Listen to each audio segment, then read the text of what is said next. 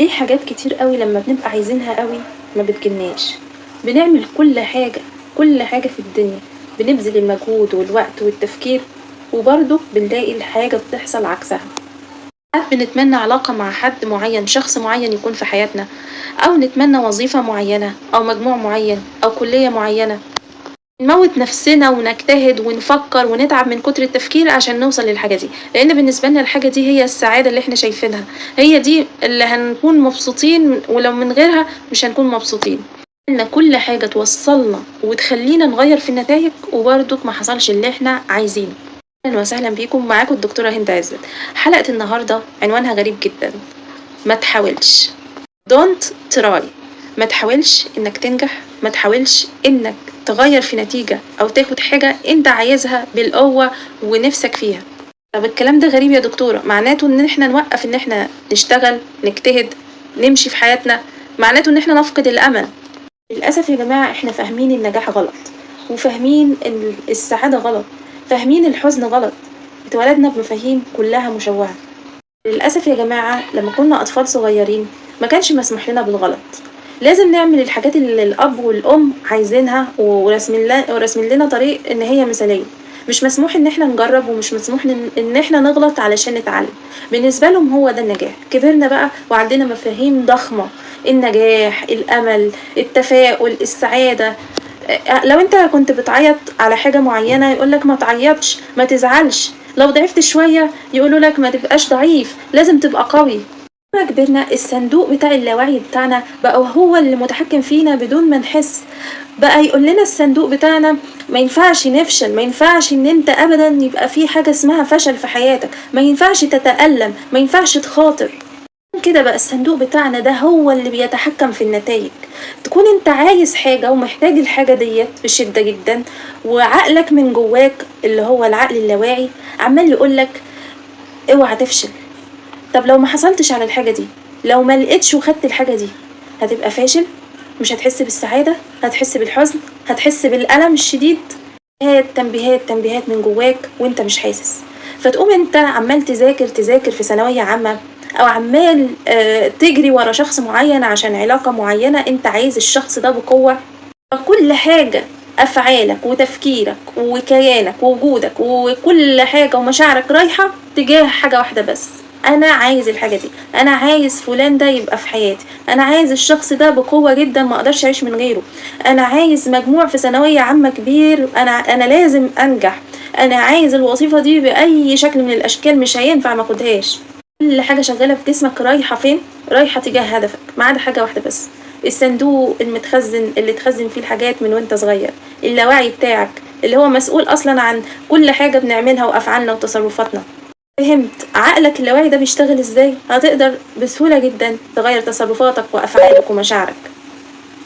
عقلك اللاواعي اللي تخزن فيه حاجات وتربى على ان ممنوع الفشل وممنوع الألم وممنوع الوجع، الإرادة هي كل شيء.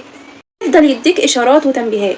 كل ما تمشي خطوة نحو هدفك يقولك: طب لو فشلت، طب لو ما جبتش مجموع، طب لو اتألمت، طب لو انت ما خدتش الحاجة دي. يفضل يديك في إشارات: أنا لو ما حصلتش على الحاجة دي اللي هيحصل. اتربى على إنه مفيش حاجة اسمها خوف ولا فشل ولا ألم. أي حاجة من الحاجات دي بالنسبة له تريك، ما ينفعش، يقف على طول. واحد عمال يذاكر كتير قوي قبل الامتحان ويراجع، ويجي يوم الامتحان ما يعرفش يحل. وواحد تاني ذاكر النص اللي انت ذاكرته وحلم في الامتحان احسن منك. طب ليه بقى الكلام ده؟ كل ده علشان انت جواك صوت عمال يقولك: طب انا لو ما جبتش مجموع مثلا في ثانويه عامه يدخلني طب، هعمل ايه؟ الصوت اللي جواك ده هو اللي عامل الازمه والمشكله. انت عمال تشتغل عكس عقلك. ما ينفعش انا يكون في خيالي حاجه ورغبتي حاجه تانية. انا عايز مجموع في ثانويه عامه ورغبتي ان انا اخش كليه الطب، وفي نفس الوقت خيالي بيصور لي طب لو انا ما جبتش المجموع ده ايه اللي هيحصل. شوف ده كتير قوي لما يكون الانسان عنده جوع عاطفي وحرمان عاطفي، هتلاقيه تصرفاته وافعاله كلها مجهود تجاه ان الشخص ده يفضل معاه ويلزق فيه، ولكن افكاره كلها تجاه الشخص ده: يا ترى هعمل ايه لو سابني؟ يا ترى الشخص ده اتغير ولا ما اتغيرش؟ وكل لحظه وكل دقيقه يسال نفسه: ها لسه بيحبني ولا لا؟ احساسه بالامان جواه، ما عندوش امان تجاه ان هو الشخص ده لو سابه هيحس بالامان ازاي؟ هيعيش من غيره ازاي؟ طبعا بينعكس على علاقته مع الشخص اللي قدامه، لانه بيكون حاسس ان هو خانقه ومضايق عليه، وبالتالي بتكون النتيجه عكسيه، انه بيخسر الشخص ده بالفعل. رغبته ان هو عايز الشخص ده يكون معاه في حياته، لكن خياله مصور له دايما ان هو في حد هيسيبه، ان هو هيتغير في وقت من الاوقات، ان هو ما عادش بيحبه، فخياله عمره ما هيكون، خياله العقلي عمره ما هيكون بيشتغل مع رغبته. الرغبة والخيال لازم يكونوا متفقين مع بعض. علشان تنجح لازم الرغبة والخيال والأحلام كلها يبقوا متماشيين مع بعض ومنسجمين مع بعض، اللي بنسميها مرحلة اليقين، اللي هي حسن الظن في الله. أنا مشغلها عقلي إن أنا عندي حسن في الظن في الله، في إن هو يديني أحسن حاجة عشان أنا بعمل أحسن حاجة. مش مهم هيديني إيه بالظبط أو النتيجة تكون إيه بالظبط. لو أنا شخص بعمل حاجة معينة عشان أوصل لنتيجة معينة، فالنتيجة ديت ممكن تيجي بشكل عكسي، لأن كل ما الإنسان ارتفع وتمسك قوي بنتيجة أنا عايزاها ومتعلقة بيها، التعلق ده في حد ذاته بيقلب بنتيجة عكسية. كم مرة كنت مفرط جدا جدا في انك توصل لنتيجة معينة وما وصلتش، في حين لما قللت اهتمامك شوية بالموضوع وخليت اهتمامك غير مبالغ فيه، لقيت نفسك فعلا بالفعل وصلت للحاجة اللي انت عايزها. كتاب اسمه فن اللامبالاة، في الفصل الاول بتاعه بيتكلم عن ان انت ما تنجحش، بس ما يقصدش بيه ان انا ما اسعاش وما ابذلش مجهود وما اكونش انسان ايجابي، لكن المقصود ان انا ما بالغش واهتم وازيد في الاهتمام بنتيجة معينة انا عايزة اوصل لها. ايه تفكيرنا ان احنا عايزين حاجه ونوصل لها بكل قوه هيخلينا نفكر تفكير سلبي طول الوقت. طب انا لو ما خدتش الحاجه دي ايه اللي هيحصل؟ اكيد حياتي هتبقى مش سعيده، اكيد هيحصل حاجات بقى سلبيات وخيالك يرسم حاجات كتير انت مش عايزها، تلاقي نفسك بتشتغل في حته وتفكيرك في حته تانية خالص. النتيجه انك هتنضغط بطريقه رهيبه جدا. الضغط ده النفسي هيوقعك في ان هو يعوقك اصلا انك توصل للهدف اللي انت عايزه. اللي مطلوب مننا يا دكتور، المطلوب ان انا في رحلتي للوصول لشيء او انا عايزه انجح في حاجه معينه، ان انا اخد الجانب السلبي بتاعها والجانب الايجابي. يعني امر باللحظات بتاعه الفشل والضعف، امر بيها واتقبلها واخدها زي ما هي، وفي نفس الوقت انا قابله برضك ان انا امشي في طريقي. مثلا لو انا ما اتجوزتش فلان، او انا فلان سابني، او انا ما جبتش مجموع في ثانويه عامه، كل ده احطه في حسباني. لو انا ما جبتش مجموع في ثانويه عامه، لو دي انا متقبلها برضك. انا بعمل، لو انا خدت ان انا شخص بقوم بدوري كمسؤوليه من الدور ده، وان انا بعمل الحاجه دي بحب، ففعلا انا مش مستني النتيجه ايه، مهما تكن النتائج انا متقبلها، وحتى لو فشلت انا متقبل ده، ومفيش سيناريوهات في دماغي. لو انا لغيت خالص السيناريوهات وشلت كلمه لو دي، هقدر ان انا في الاخر احصل على حاجه كويسه انا نفسي فيها وعايزاها. لو انا عندي اليقين في ان اي حاجه تيجي من عند الله سبحانه وتعالى خير، ما هو ده بقى الايمان واليقين اللي احنا بنقول عليه. ازاي اقدر اتحول من حد بيتحكم في زمام الامور ويسيطر عليها لحد حاسس بالامان والسلام والتقبل لاي حاجه ممكن تحصل؟ هو ممكن احصل على اللي انا عايزاه بس بصوره تانية. يعني في فرق بين الالم والمعاناه. الالم ده ممكن يقع على الكل ومش بارادتي، حاجه مؤلمه حصلت لي، لكن المعاناه دي حاجه اختياريه. لو حد ضرسه بيوجعه، فانا ممكن انا احس بالالم، فده شيء غير اختياري، هحس بالالم فاروح واشيل الضرس ده، كده اتخلصت من الالم. طيب المعاناه بقى ان انا اختار ان انا اكمل وما اشيلش الضرس ده ويفضل الالم مع معاناه بقى. هو نفس الطريق لما انا عايزه حاجه بشده قوي ونفسي ان انا اخدها، وفي نفس الوقت مش عايزه تجيلي وعماله اتحكم في النتائج، فاتحول الالم اللي جوايا في ان انا ما خدتش الحاجه دي لمعاناه. في حين الانسان اللي هو مش مستني نتيجه معينه ومتقبل وحاسس بسلام داخلي، حس بالالم وزعل شويه بس خلاص بالنسبه له ما بقتش معاناه بالنسبه له. وبعد ما انا اقعد اقول ليه حظي وحش واندب وليه انا مظلوم وليه كل مره يحصل معايا كده، انا بقول لنفسي الحاجه دي مش جزء مني دلوقتي، مش جزء من دوري في حياتي دلوقتي، ربنا كاتبها لي في وقت تاني. هي اقول لكم جمله ذهبيه جدا، جمله لو فهمت مضمونها هتعرف ان هو ده السر والمفتاح للسلام الداخلي. لو سمعتها هتقول ايه الكلام الفاضي ده، انا المفروض اعمل واشتغل. الجمله هي انك ما تحاولش، ايوه ما تحاولش انك تنجح.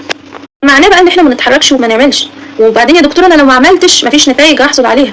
التفكير السام بقى التوكسيك هو ان انا اقول لنفسي ايه، انا لازم اعمل، لازم ابذل مجهود علشان اوصل، لازم يبقى عندي اراده. تقول لنفسك ايه، انا لما احط حاجه في دماغي لازم اوصل لها ولازم هاخدها. الحياه في الحقيقه مش كده خالص. الحياه عامله زي، هي صوره كبيره قوي، انت جزء صغير جدا جدا لا يذكر من حاجه كبيره خالص. فلو انت فهمت نفسك انت ليه قصه معينه هي دي اللي هتعيشها، ليك دور معين في الحياه هو ده اللي هتعيشه. انت بذلت مجهود وعملت وكانت النتيجه اللي انت عايزها مش جزء من دورك في هذا الكون وفي قصتك في الكون اللي انت جاي عايش فيه، فالحاجه دي مش هتحصل. لو عملت ايه مش هتحصل.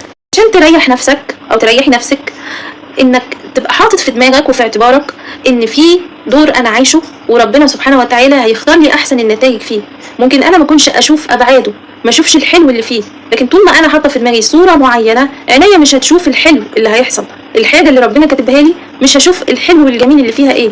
فن اللامبالاه كان بيتكلم عن قصه واحد اسمه تشارلز، قضى طول حياته بيدور على ان هو يبقى كاتب عظيم، فكان بيقعد يكتب شعر ويكتب حاجات ويبعتها للمجلات، والناس بترفض ان هم ياخدوا الكتابه بتاعته لان هي كانت ضعيفه نوعا ما.